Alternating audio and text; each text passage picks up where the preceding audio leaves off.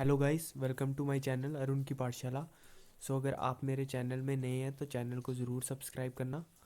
और अगर आपको वीडियो अच्छी लगे तो लाइक शेयर कमेंट करना। तो जैसे कि मैंने पहले लेक्चर में बताया था कि कौन कौन सी टर्म्स यूज़ होती हैं अकाउंट्स में, तो कुछ और टर्म्स हैं, आज हम उनके बारे में पढ़ेंगे। तो अगर कोई भी डाउट हो तो कमेंट सेक्शन में बताना कि क्या डाउट है, तो मैं क्लियर कर दूंगा नेक्स्ट वीडियो में। तो लास्ट लेक्चर में हमने जो पहला लेक्चर था उसमें अकाउंटेंसी की जो टर्म्स की थी उसके बारे में मैं थोड़ा सा ओवरव्यू इस लेक्चर में दे देता हूँ। जैसे ट्रांजैक्शन है, तो ट्रांजैक्शन क्या होती थी कि अगर दो एंटिटी हैं उनके बीच में कोई इकोनॉमिक इवेंट टेक प्लेस होगी तो उसको बोलेंगे ट्रांजैक्शन। और अकाउंट क्या है, जैसे एक पर्सन दूसरे एक जो बिजनेस है, बिजनेस में बहुत सारे अकाउंट्स होते हैं।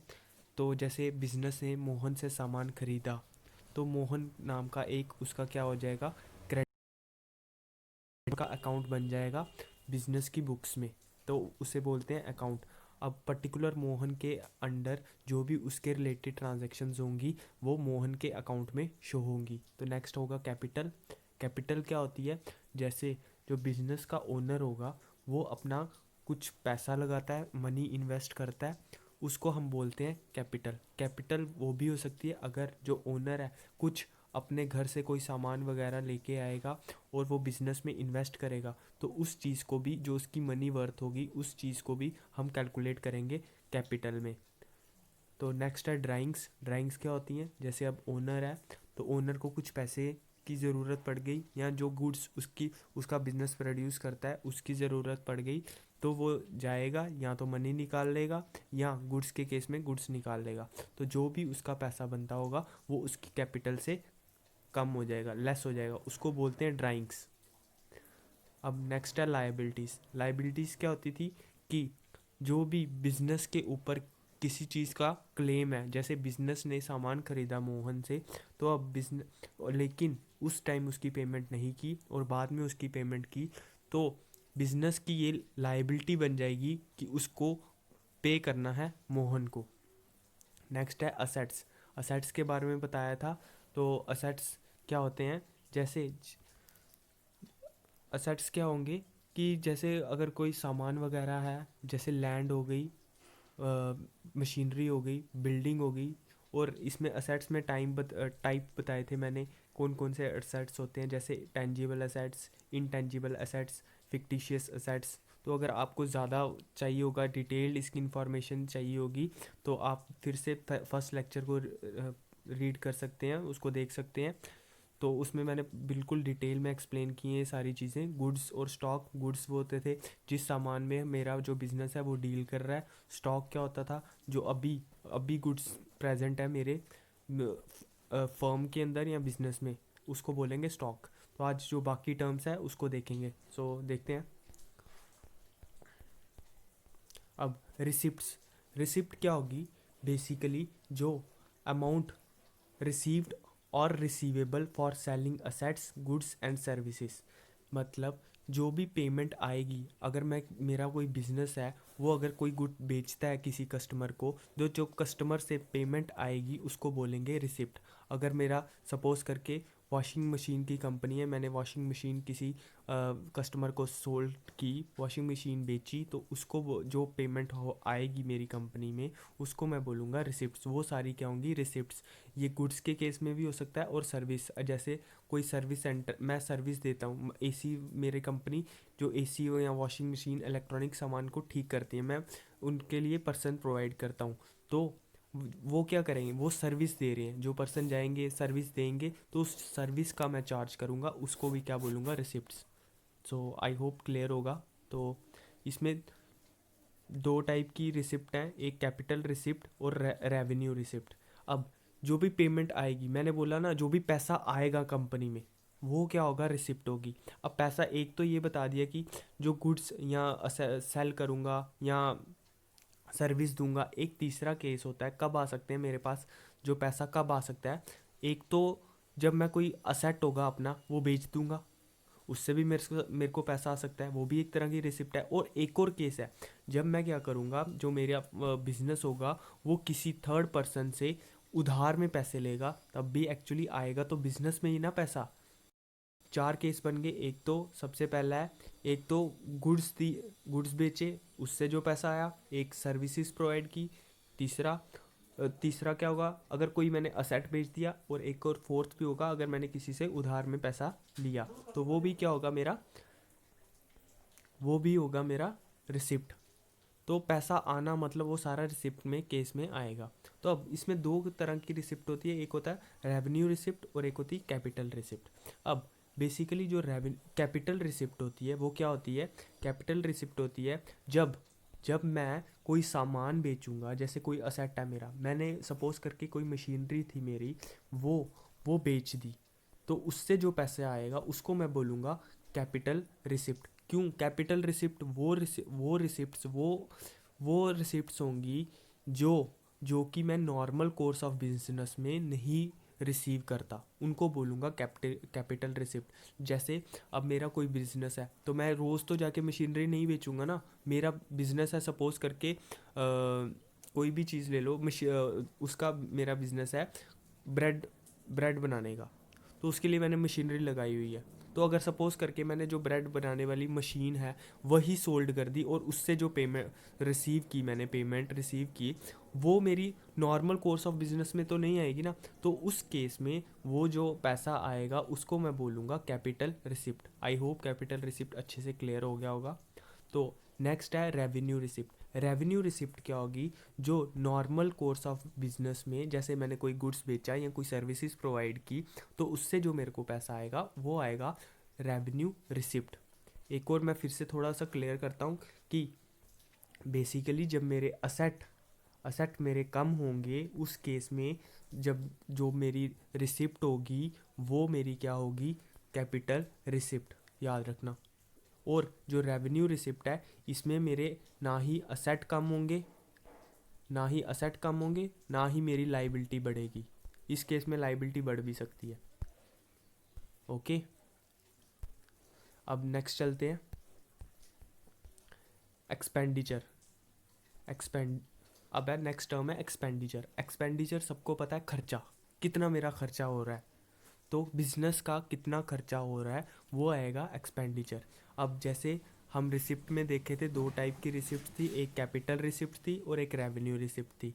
इसमें क्या होगा कि अब जो भी it is the amount spent और liability incurred on acquiring assets goods और सर्विसेज। अब ये क्या है कि कितनी अमाउंट मैंने स्पेंड की या कितनी लाइबिलिटी मेरे पर हुई कोई गुड्स खरीदने पे या सर्विसेज लेने पे या किसी का कोई असेट खरीदने पे, वो जो खर्चा होगा वो सारा क्या होगा, एक्सपेंडिचर होगा। तो अब इसमें 3 टाइप के एक्सपेंडिचर है, मैं एक एक करके एक्सप्लेन करूँगा। तो अगर कोई भी डाउट हो तो प्लीज़ कमेंट सेक्शन में रिप्लाई ज़रूर करना कि यहाँ पर डाउट है, मैं नेक्स्ट वीडियो में क्लियर ज़रूर करूँगा। तो अब देखते हैं कैपिटल एक्सपेंडिचर। कैपिटल एक्सपेंडिचर कौन सा एक्सपेंडिचर है, जो रेवेन्यू एक्सपेंडिचर है ये वही एक्सपेंडिचर है जो नॉर्मल कोर्स ऑफ बिजनेस में होगा, और ये रिकरिंग नेचर का होगा, हर साल होगा उस टाइप का। जो कैपिटल एक्सपेंडिचर है ये नॉन रिकरिंग नेचर का होगा, जो कभी कभी होगा, जैसे 5 साल में एक बार हो गया वो वैसा। जो रेवेन्यू एक्सपेंडिचर होगा वो नॉर्मल कोर्स ऑफ बिजनेस में होता है, रोज़मर्रा में होता है खर्चे।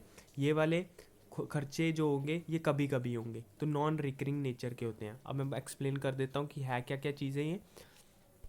तो कैपिटल एक्सपेंडिचर वो खर्चा है, यहाँ तो मैंने कोई असेट खरीद लिए उसके लिए जो खर्चा हुआ, सपोज करके मैंने कोई मशीनरी खरीद ली।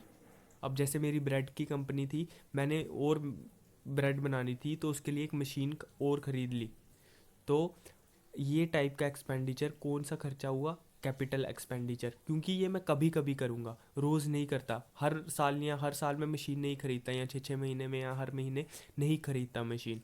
तो टू एक्वायर असेट और इम्प्रूविंग द एग्जिस्टिंग असेट्स। और अगर सपोज करके मेरे पास मशीनरी पड़ी हुई है, उसके लिए मेरा कोई कोई पार्ट ख़राब हो गया, उसका वो पार्ट मैंने डलवाया, तो वो कौन सा एक्सपेंडिचर होगा, वो होगा कैपिटल एक्सपेंडिचर। क्योंकि मशीन मेरी रोज़ रोज़ नहीं ख़राब होगी, वो कभी कभी ही ख़राब होगी, तो वो खर्चा होगा जो वो कैपिटल एक्सपेंडिचर होगा। और जो कैपिटल एक्सपेंडिचर होगा वो खर्चे से मेरे को फ़ायदा क्या होगा कि मेरी अब जैसे मैंने मशीन खरीदी तो मैं और ज़्यादा ब्रेड प्रोड्यूस करूँगा, उससे मेरे को प्रॉफिट ज़्यादा होगा। ओके, तो ये बाद में जाके इकोनॉमिक बेनिफिट प्रोवाइड करती है। अब जो नेक्स्ट है रेवेन्यू एक्सपेंडिचर, ये रोज़मर्रा के खर्चे। Benefit of this expenditure is exhausted with in the accounting period. अब एक अकाउंटिंग पीरियड, जैसे एक साल का जो रेवेन्यू एक्सपेंडिचर है उसका जो फ़ायदा है वो भी मुझे एक साल में ही मिल जाएगा। अब नेक्स्ट है डेफर्ड रेवेन्यू एक्सपेंडिचर। ये होता रेवेन्यू नेचर का है, लेकिन इसमें क्या होता है बेसिकली, जो डेफर्ड रेवेन्यू एक्सपेंडिचर है, जैसे सपोज करके एडवर्टाइजमेंट की मैंने अपनी कंपनी, मेरी कोई बिजनेस था उसकी मैंने एडवर्टाइजमेंट की, तो जो खर्चा हुआ मेरा सपोज करके 5 लाख रुपए खर्चा हुआ, तो अगर ये खर्चा जो होगा वो एक ही साल में मैं डाल दूंगा कि एक साल में मेरा ये खर्चा हुआ, तो उससे क्या होगा, अब जो एडवर्टाइजमेंट की है उसका मुझे बेनिफिट है सपोज करके 5 से 6 साल तक होगा। तो अगर मैं खर्चा उसका एक ही साल में डाल दूंगा तो उस साल में जो कंपनी होगी वो मेरी जनरली सही तरह से मेरे को प्रॉफिट नहीं बता पाएगी, क्योंकि उसका जो अभी मैंने खर्चा किया उसका मुझे बेनिफिट 5-6 साल तक मिलेगा। तो अगर उसका खर्चा मैं एक ही साल में डाल दूंगा तो उस साल में जो मेरी कंपनी होगी वो प्रॉफिट कम शो करेगी, उससे मेरे को फेयर जो होगा रिजल्ट वो नहीं मिल पाएगा। तो इस केस में जो डेफर्ड रेवेन्यू एक्सपेंडिचर होता है, उस एक्सपेंडिचर को जो भी उसके बेनिफिट के अकॉर्डिंग जो उसका एक्सपेंडिचर होगा उसको मैं डिवाइड कर लेता हूँ। सपोज करके जैसे 5 लाख रुपया था और 5 लाख रुपये एडवर्टाइजमेंट बनी हुई थी और 5 लाख रुपया का फ़ायदा मुझे 5 साल तक तो होगा, तो उस केस में मैं जो 5 लाख का डिवाइड कर दूंगा 5 से, तो हर साल में एक एक लाख वो इंक्लूड करूंगा डेफर्ड रेवेन्यू एक्सपेंडिचर। तो उससे मेरी जो कंपनी होगी वो एग्जैक्ट रिजल्ट बता पाएगी कि हाँ इतना प्रॉफिट एग्जैक्ट होगा। तो आई होप क्लियर होगा। तो नेक्स्ट चलते हैं अदर इम्पॉर्टेंट अकाउंटिंग टर्म्स क्या क्या है। एक्सपेंस, अब एक तो एक्सपेंडिचर ये वो भी खर्चा है, एक्सपेंस ये भी खर्चा है, लेकिन जो एक्सपेंस होता है वो क्या होता है, वो एक ही अकाउंटिंग पीरियड में एंड हो जाएगा। इसका जो वो एक ही अकाउंटिंग पीरियड में ये एंड हो जाएगा। इसकी जो वो टाइम ड्यूरेशन होगी एक्सपेंस की, होगा ये सारा खर्चा, ये वो वाला खर्चा होगा जैसे ब्रेड की कंपनी है, तो जो भी रॉ मटेरियल आएगा, जो भी लेबर लगेगी, वेजिस होंगे, इलेक्ट्रिसिटी, फ्यूल, जो उस अकाउंटिंग पीरियड में यूज़ हुआ होगा वो सारा क्या आएगा, एक्सपेंस में आ जाएगा।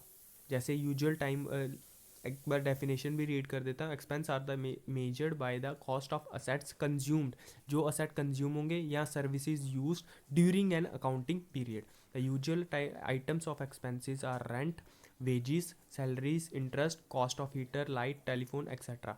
तो उस अकाउंटिंग पीरियड में जो भी मेरी चीज़ें यूज़ हुई होंगी उनका जो खर्चा होगा वो एक्सपेंस होगा उस अकाउंटिंग पीरियड के लिए। तो आई होप एक्सपेंस अच्छे से क्लियर हो गया होगा। तो नेक्स्ट है इनकम। अब इनकम क्या होगी, अब एक और टर्म है, पहले इनकम से पहले ना रेवेन्यू देख लो। रेवेन्यू क्या होगा, वही जो भी मेरा कैश इनफ्लो हुआ होगा बिजनेस में एक अकाउंटिंग पीरियड में, उसको मैं बोलूँगा रेवेन्यू। फिर से रिपीट कर देता हूँ, रेवेन्यू का होगा कि जो भी मेरे बिजनेस में कैश फ्लो हुआ होगा एक अकाउंटिंग पीरियड में, इन वन अकाउंटिंग पीरियड, उसको मैं बोलूँगा रेवेन्यू। आई होप क्लियर होगा। तो इनकम क्या होगी, अब जो भी रेवेन्यू कैश मेरे पास आया होगा सारा, उसमें से मैं खर्चे को जब निकालूंगा, खर्चा एक साल वाला वो क्या था, एक्सपेंस, उसको जब मैं निकालूंगा तो वो क्या होगी मेरी, वो होगी मेरी इनकम। उस income profit earned during the accounting period.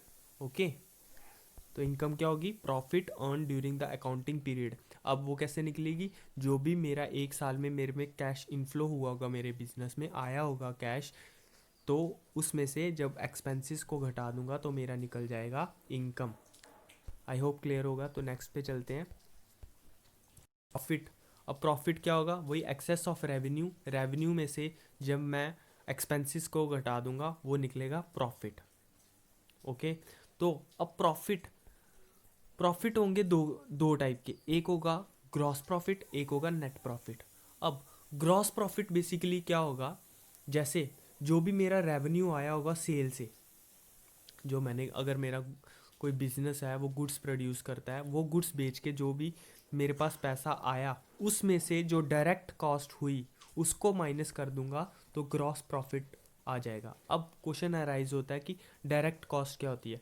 अब डायरेक्ट कॉस्ट क्या होती है, बेसिकली जो डायरेक्ट खर्चे हुए, जैसे मेरी लेबर कितनी लगी, वेजिस, लेबर वेजिस, इलेक्ट्रिसिटी कितनी खर्चा हुआ। जैसे अब सपोज करके ब्रेड की कंपनी है, कोई ब्रेड ले लेते हैं, उसकी कंपनी है, या हाँ ब्रेड की कंपनी है, तो अब बेसिकली उसको बनाने के लिए मेरी लेबर लगी, इलेक्ट्रिसिटी लगी, फ्यूल लगा,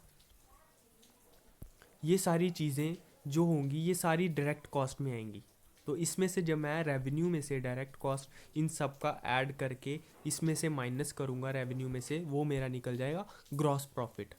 ओके, और नेट प्रॉफिट क्या होगा। अब जो डायरेक्ट कॉस्ट तो हो गई वो क्लियर होगी, लेकिन अब मैंने सपोज करके कुछ मैनेजमेंट पर्सन के लिए कुछ सैलरी पे बंदे रखे हुए हैं, तो वो सारी कॉस्ट किस में आएगी, वो आएगी इनडायरेक्ट कॉस्ट में, क्योंकि जो वो बंदे हैं वो related to production of bread उससे रिलेटेड नहीं है, लेकिन उनकी मैनेजमेंट के लिए मैंने बंदे रखे हुए, वो है बेसिकली आपका इनडायरेक्ट कॉस्ट।